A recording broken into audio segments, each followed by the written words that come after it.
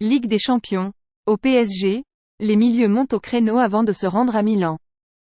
Il n'y a pas que Mbappé dans la vie, le Paris Saint-Germain peut compter sur l'efficacité devant le but de ses milieux de terrain, au moment d'affronter l'AC Milan à San Siro ce mardi en Ligue des Champions.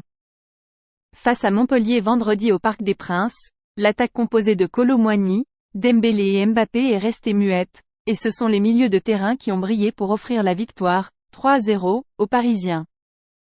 Lee Kang-in a trouvé la lucarne alors que Kylian Mbappé venait de laisser passer le centre de Hakimi entre ses jambes. Warren Zaïre-Emery a conclu un 1-2 avec Ousmane Dembélé d'une frappe sans complexe de l'extérieur du droit. Et Vitinha a alourdi la marque par une frappe croisée à l'entrée de la surface. Ces trois milieux n'en sont pas à leur coup d'essai. Lee Kang-in a marqué contre l'AC Milan le 25 septembre, Zaïre-Emery à Brest 4 jours plus tard. Vitinha a quant à lui toujours eu une bonne frappe mais les trois stars Messi, Mbappé, Neymar phagocytaient les buts la saison dernière. Le Portugais a déjà marqué autant de buts en ce début d'exercice, 2, que sur toute la saison dernière. Les milieux Fabien Ruiz et Carlos Soler, plus souvent force d'appoint depuis le banc, y sont aussi allés de leur réalisation contre Strasbourg.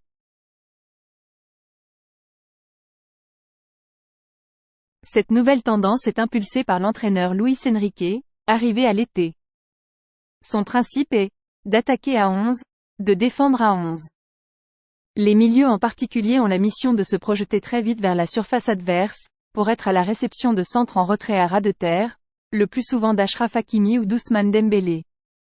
Ils se retrouvent souvent démarqués grâce au travail de l'avant-centre, Randal Kolo Muani ou Gonçalo Ramos, qui a vocation à servir de leurre pour le bloc défensif adverse ou de point d'appui pour une remise.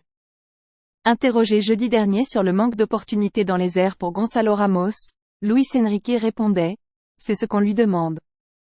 On a besoin que notre numéro 9 vienne en appui pour laisser des espaces. » Luis Enrique demande aussi à Vitinha ou Lee Kang-in, désormais concurrents sur le poste de milieu gauche, d'occuper l'aile gauche de l'attaque selon les phases, pour étirer l'équipe adverse.